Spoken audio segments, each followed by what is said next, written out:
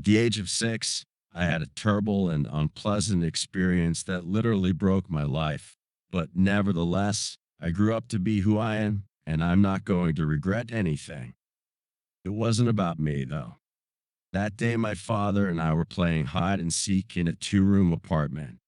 We were home alone. My mother was late at work, as usual, and my father picked me up early from kindergarten and entertained me with pleasure. Hide and seek was our favorite game.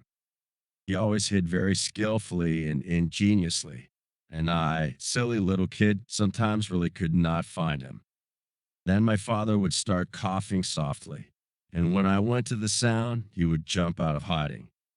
I pretended to be frightened and laughed wildly with delight and happiness. So evening twilight came. We had not yet lit the light, and now it was my turn to look. My father said that now he would hide in such a way that even the most experienced searchers would have a hard time finding him. I never saw him again. He couldn't have gotten out of the 8th floor apartment. The windows and the only door were bolted from the inside. When my drunken mother came home from work, I opened the door with a roar and a sniffle and threw a tantrum. From that day on, my life changed completely. My mother decided that my father had abandoned her after all. She ended up drinking, and her parental rights were revoked. I went to live with my aunt, my mother's sister. I thanked her a lot for keeping the real estate, because my mother, during her first bouts of drinking, tried to sell the apartment to some dubious types who drank her to the point of losing her sense of reality. My aunt made my mother sign the apartment over to me, and I lived with her until I came of age, receiving income from the apartment.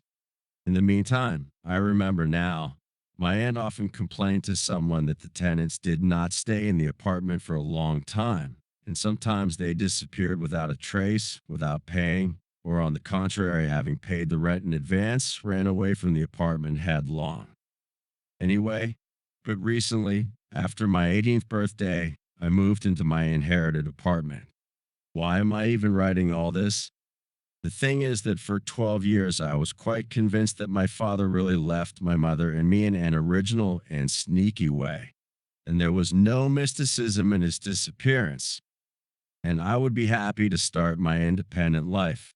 But for the third day, when it starts to get evening, but it's a little early to turn on the light, I hear a strange coughing, reminding me of something from my early childhood. And every time, I'm sure that my father is about to jump out of his hiding place from behind a chair or a closet. I don't know what I will do if it actually happens.